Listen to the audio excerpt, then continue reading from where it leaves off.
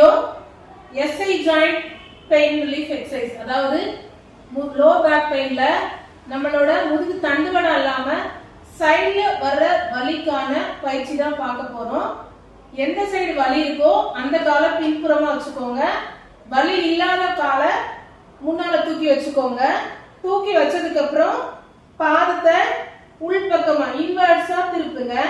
அதே போல பின்னால இருக்க காலோட பாதத்தையும் இன்வர்ட்ஸா திருப்புங்க. அதாவது நம்ம கிராஸ்ல நிற்போம். ஸோ அதுக்கப்புறம் மெதுவா கைகளை இந்த மாதிரி பொசிஷன்ல வச்சுக்கிட்டு வலி இருக்கிற பக்கம் மெதுவா திரும்பிக்கோங்க. திரும்பி ஒரு 5 செகண்ட் ஹோல்ட் பண்ணுங்க. பிறகு நியூட்ரல் பொசிஷனுக்கு வந்துருங்க.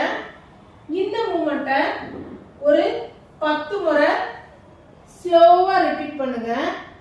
இதுக்கப்புறமும் வலி அதிகமா இருக்குது அப்படின்னா இந்த பொசிஷன்ல மெயின்டைன் ஆயிட்டு வலி இல்லாத பக்கம் மெதுவா ஃப்ளெக்ஸ் பண்ணி ஒரு 5 செகண்ட் ஹோல்ட் பண்ணுங்க.